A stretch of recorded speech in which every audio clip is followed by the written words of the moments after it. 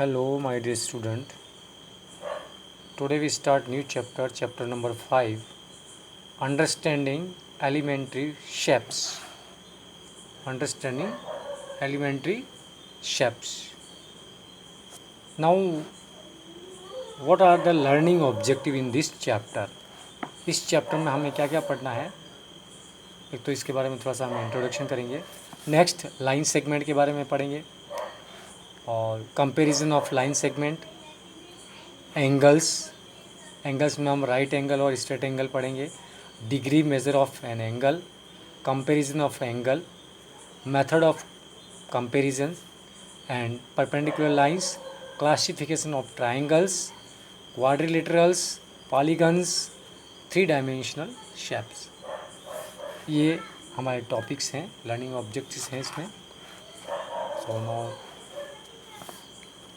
Introduction हम देखते हैं. देखिए, almost all shapes around us are formed using curves और लाइन. हमारे आसपास या चारों तरफ जो भी शेप्स हैं, बनी हुई हैं, शेप्स हैं, वो या तो कर्व्स हैं और लाइंस हैं. लाइंस से बनी हुई है, या तो कर्व से लाइन बनी है या लाइन से बनी हुई है. ठीक है.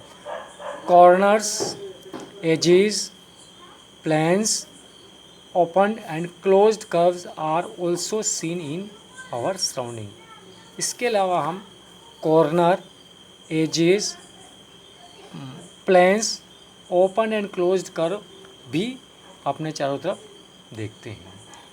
Okay. These are organized into line segment, angles, triangles, polygons and circles. They do not have the same measure, so we develop tool to compare the sizes. ठीक है. इन सब की साइज़ अलग अलग होती है. ओके. सो इसके लिए हम कंपेयर करने के लिए अलग अलग तरीके डेवलप करते हैं. ओके. या डेवलप करेंगे या उसके बारे में हम जानेंगे. ठीक है. सबसे पहले हम लाइन सेगमेंट वैसे हमने पढ़ लिया है. ओके. यहाँ हम थोड़ा सा अलग तरीके से पढ़ते हैं. देखिए, ये कंसीडर एनी 2 पॉइंट्स से A be on a line. ये एक लाइन है. ठीक है. ये लाइन दिख रही है आपको, ये लाइन है, इधर एरो इधर, ये लाइन है. इस लाइन के ऊपर हमने 2 पॉइंट ले लिए, ए और बी, या आप इसको हम कहते हैं इस लाइन में से हमने इतनी लाइन काट के अलग कर दी. ठीक है. तो the part of line having 2 end points A and B, okay, and containing all the points in between is called a line segment. और इसको पढ़ेंगे लाइन सेगमेंट ए बी, या इसको ऐसे, it is denoted by line segment A B. ये ऊपर जो बार है, ए बी के ऊपर बार है, इसको हम पढ़ेंगे लाइन सेगमेंट ए बी. ठीक है. इसका मतलब ये है कि कोई लाइन है, सपोज, ठीक, कोई लाइन है, अब उस लाइन में से ये लाइन है सपोज. ठीक है. इसमें से हमने यहाँ से काट के अलग कर दिया सपोज ये, तो ये लाइन सेगमेंट बन गई. इधर इसका एंड पॉइंट है, इधर इसका लाइन पॉइंट एंड पॉइंट है.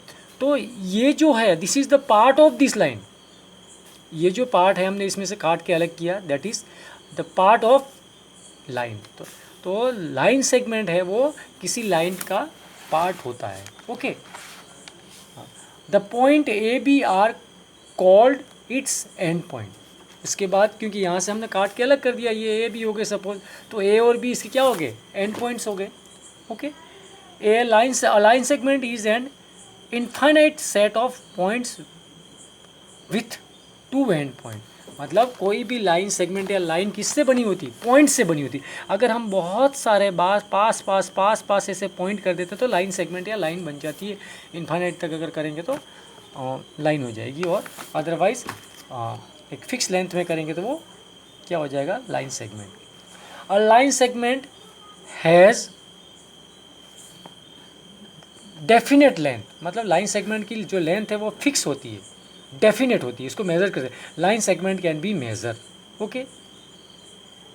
Line segment can be measure, but line can not be measure. Line segment has two end point but line has no end point, क्योंकि line का कोई एंड पॉइंट नहीं होता है। Okay, line can not be measure, line को measure नहीं कर सकते हैं बट लाइन सेगमेंट को मेज़र कर सकते हैं। ओके, नाउ अब हमारे पास कोई लाइन सेगमेंट आ गया।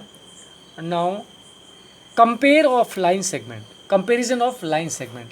लाइन सेगमेंट को कंपेयर कैसे करेंगे, मतलब आपको अगर 2 या 3 लाइन सेगमेंट दे दी है और आपको देखना है कि इसमें कौन सी बड़ी है कौन सी छोटी है। सपोज़ 2 लाइन सेगमेंट दी है आपको और आपसे बोला जाए कौन सी बड़ी है कौन सी छोटी है, तो ये इसका मतलब है कंपेरिजन, हम कंपेयर करेंगे। ठीक है ना। तो कंपेयर करने का कौन कौन से तरीके हैं, देखिए आप। कंपेयर करने का सबसे पहला तरीका है कंपेरिजन बाय इंस्पेक्शन। कंपेरिजन हम केवल देख करके भी कर सकते हैं।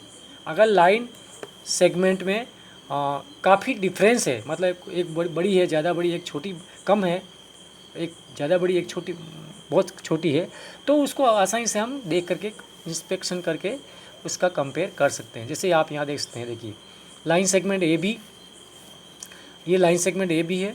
ओके, ये ए बी, ठीक है। और दूसरी है सी डी, एक लाइन सेगमेंट ए बी है, एक तो सी डी है ये और दूसरी ए बी है। अब इस ए बी के ऊपर सी डी हमने रख दी तो यहाँ से यहाँ तक ही आ रही है, ए बी इतनी खाली है। इसका मतलब क्या हुआ, ए बी क्या हो गया, बड़ी है, सी डी से ए बी बड़ी है। तो यहाँ हम यूज़ करेंगे A B is greater than C D. A B is greater than C D मतलब ए बी बड़ी है सी डी से। सपोज यहाँ ए बी छोटी है और सी डी बड़ी है, तो आप अगर ए बी के सी डी के ऊपर आपने ए बी को रख दिया और अगर उसका डी पॉइंट बाहर जा रहा है, इट मीन्स सी डी बड़ी है और ए बी छोटी है, तो A B is less than C D या C D is greater than A B कह सकते हैं। Okay, if both the line segment are equal we write A B is equal to C D. अगर A B और C D दोनों बराबर हैं, मतलब एक लाइन सेगमेंट दूसरे लाइन सेगमेंट को कम्प्लीटली उसको ओवरलैप कर लेता है, कम्प्लीटली उसको ढक लेता है, कोई हिस्सा उसका बाकी नहीं रहता है एक जरा भी, इट मीन्स दोनों लाइन सेगमेंट क्या है, बराबर है। यानी कि A B is equal to C D, A B और सी डी दोनों बराबर हैं। The observation method is not always suitable. आपने देखा होगा, अब हम कंपेयर करके देख रहे हैं, देख करके पता लगा रहे हैं, इसलिए ये मेथड हमेशा सूटेबल नहीं होता है। और कब नहीं होता है, जब लाइन सेगमेंट में बहुत कम डिफरेंस हो। आपको जो 2 लाइन सेगमेंट दे रखी है कंपेयर करने के लिए, उसमें डिफरेंस बहुत कम हो, मतलब आप देख के उसको जनरली पता नहीं लगा सकें या उसका एक्यूरेट हम आंसर नहीं दे पाते हैं, तो वहाँ पर हम कंपेरिजन के लिए अलग मेथड यूज़ करते हैं, that is comparison by tracing. ठीक है, ट्रेसिंग एक ट्रेस पेपर होता है जिसके ऊपर हम लाइन किसी के ऊपर अगर रख करके, किसी फिगर के ऊपर रख करके या किसी लाइन सेगमेंट के ऊपर रख करके ऊपर लाइन खींचेंगे तो उसके ऊपर उतनी लेंथ की लाइन या वैसा फिगर बनेगा, उसके ऊपर घुमाएंगे तो वो ट्रेस पेपर कहलाता है। ठीक है ना। तो सपोज ए बी और सी डी, ये टू हमारे पास 2 लाइन सेगमेंट है, एक तो ए बी है और सी डी है। ठीक है, अब हम क्या करेंगे, सी डी के ऊपर एक ट्रेस पेपर रखेंगे। ठीक है, ट्रेस पेपर जो मतलब वो एक ट्रांसपेरेंट पेपर होता है, उसमें बाहर दिखाई भी देता है और उसके ऊपर हम इसके ऊपर अगर हम रखेंगे ट्रेस पेपर को, तो ये सी डी आपको इसके अंदर पेपर के ऊपर से दिखाई देगी। और फिर हम इसके ऊपर जितनी लाइन है उसके ऊपर इतना लाइन ट्रेस कर लेंगे तो सी डी जितनी आपकी लाइन आ जाएगी, लाइन सेगमेंट आ जाएगी। अब इस ट्रेस पेपर को उठा करके हम किसके ऊपर रखेंगे, ए बी के ऊपर। अब ए बी के ऊपर रखते हैं और जो ट्रेस किया हुआ सी डी जो लाइन सेगमेंट है वो अगर बी पॉइंट से आगे निकल जाता है तो आपका सी डी बड़ा होगा और ए बी छोटा होगा। और अगर सी डी जो पॉइंट लाइन सेगमेंट जो ट्रेस किया हुआ है वो ए और बी के बीच में आ जाए, ठीक है, और बी बाहर हो जाए, इट मीन्स आपका ए बी बड़ा है और सी डी छोटा होगा। अगर सी डी और ए बी ऊपर रखने पर एकदम एक दूसरे को ढक लेते हैं, ओवरलैप कर लेते हैं, तो दोनों लाइन सेगमेंट क्या हो जाएंगे, इक्वल हो जाएंगे, ए बी और सी डी। ठीक है, जैसे आपको यहाँ पर दिया हुआ है। Another thing bye comparison by using ruler. ठीक है, जनरली हम ये यूज़ करते हैं रूलर, स्केल से कैसे मेजर करेंगे, तो स्केल से हम एक लाइन सेगमेंट को स्केल रख करके मेज़र करेंगे। सपोज ए बी यहाँ तक आया ठीक है, फिर आपने सी डी रखा, सपोज यहाँ तक आ गया तो सी डी बड़ा हो गया। अगर इससे कम आया, ठीक है, अगर ए बी आपका यहाँ 5 सेंटीमीटर आ रहा है और अगर ए सी डी आपका यहाँ तक आ गया, 7 तक आ गया, तो ये ऑटोमेटिकली सी डी बड़ा हो गया। या ये 5 आ रहा है, वो सी डी 4 आ गया 4 आ गया तो सी डी छोटा हो जाएगा। ओके, और ये सेंटीमीटर से, ये 0 सेंटीमीटर, 0 से स्टार्ट किया है, 1 सेंटीमीटर, 2 सेंटीमीटर, 3 सेंटीमीटर, 4 सेंटीमीटर, 5, 6 इस तरह से। और ये इसमें 1, 0 और 1, 1 और 2, 2 और 3, तो इनके बीच में जो छोटी छोटी लाइनें हैं वो 10 लाइन्स हैं छोटी, ठीक है, और वो mm है, मिलीमीटर है। ओके, तो 1 सेंटीमीटर है 10 मिलीमीटर। 1 सेंटीमीटर में कितने 10 मिलीमीटर होते हैं? 10 मिलीमीटर, ठीक है। अब किसी भी लाइन सेगमेंट को हम मेज़र कर सकते हैं इस तरह से। सपोज ए भी मेज़र करना, ये आपको क्या करना है, ए का स्टार्टिंग पॉइंट है वो 0 पर रखना है और उसके बाद देखना बी कहाँ तक जा रहा है, कौन से नंबर पर जा रहा है, 5 पर जा रहा है, इसका मतलब ए बी कितना हो गया, 5 सेंटीमीटर हो गया। और थोड़ा सा इधर कम आ रहा है, 2 कम आ रहा है, इसका मतलब 6, और हर एक डिवीज़न 1, 2, 3, 4 इनके बीच में 10 छोटे डिवीज़न है, वो के हैं। सपोज यहाँ पर 4 के आगे छोटे 8 डिवीज़न आ रहा है, इसका मतलब 4.8 सेंटीमीटर हो जाएगा, ठीक है, इस तरह से। उसके बाद क्या है, actually there are is chance of error even in this procedure.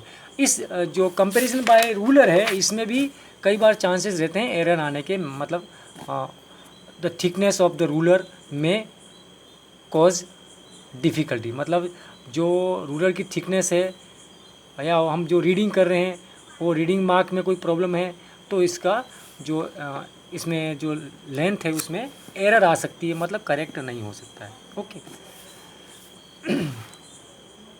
Next है आपका कंपैरिजन बाय डिवाइडर। डिवाइडर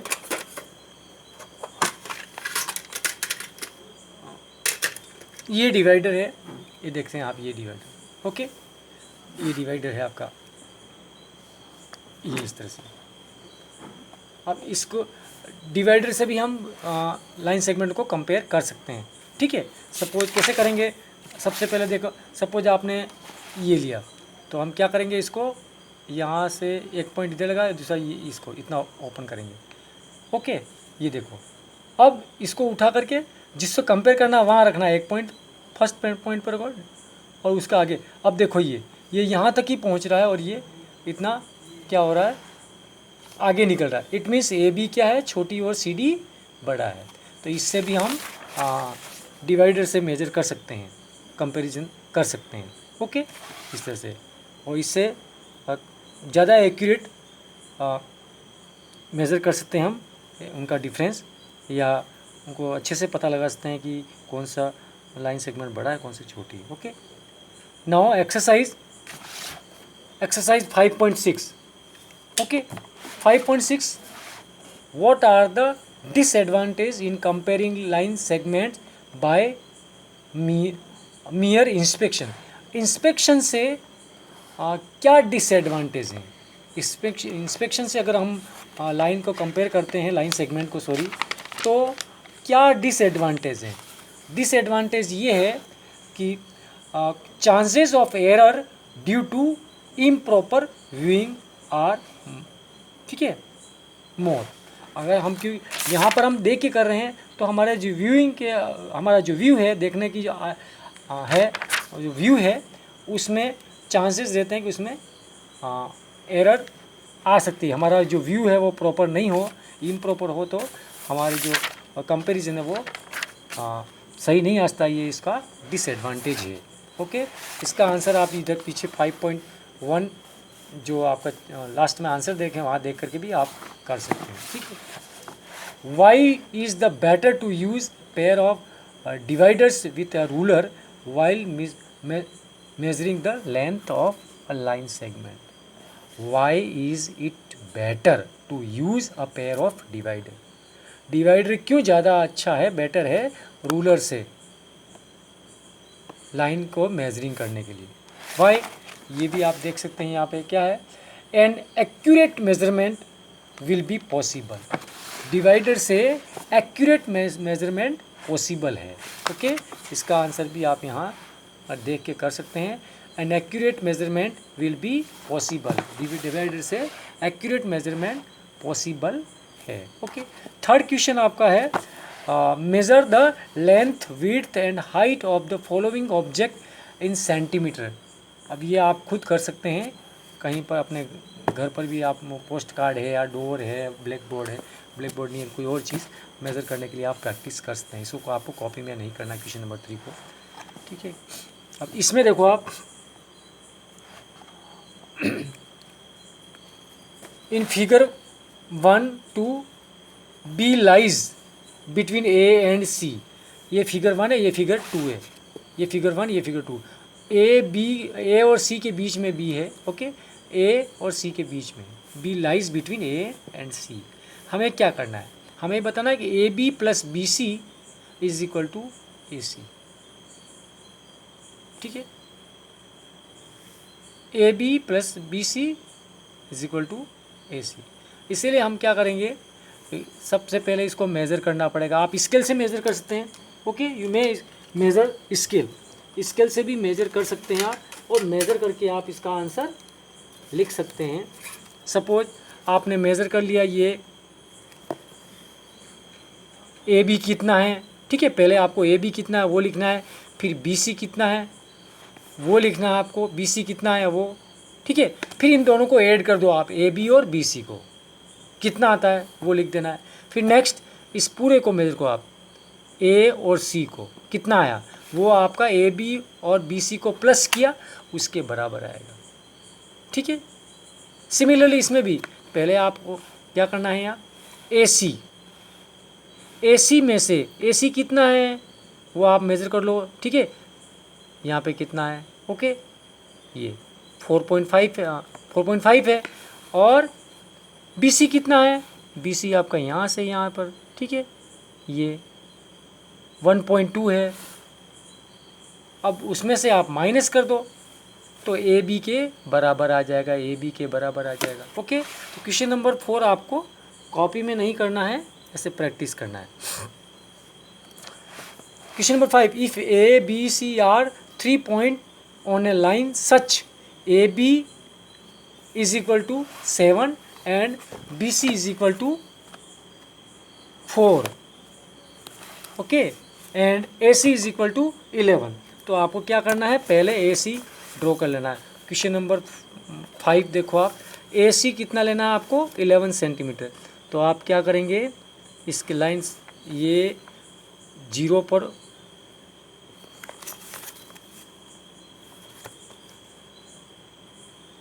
ये 0 से स्टार्ट है, वहाँ पर आप क्या करेंगे, इसको पॉइंट को थोड़ा सा पिंच करेंगे। फिर यहाँ से आपको 11 लेना है, तो 11 कहाँ पे आ रहा है, ये।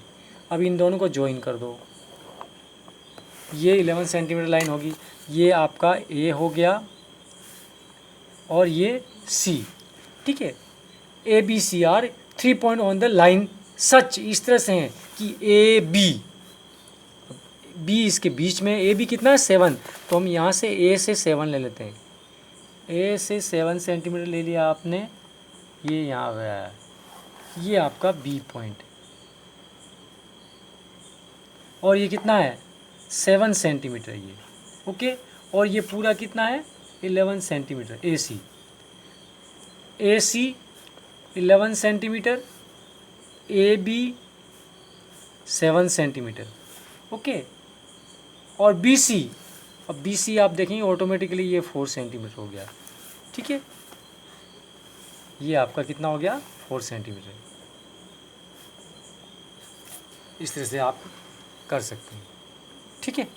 क्वेश्चन नंबर 6, इसको भी ऐसे ही करना है आपको। If Q is the mid point of PR and R is the mid point of Q and S, where PQRSR, तो यहाँ पे क्या हुआ आपका, ये इस तरह से है।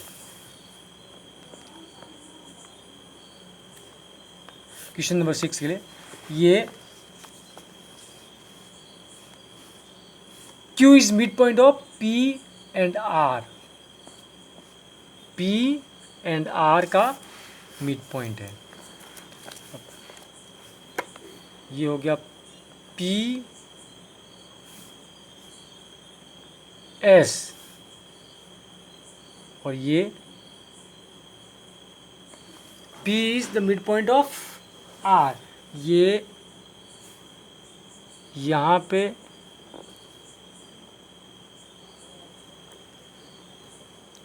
ये R हो गया और ये Q हो गया, ठीक है, इस तरह से आएगा। तो P Q is equal to R S.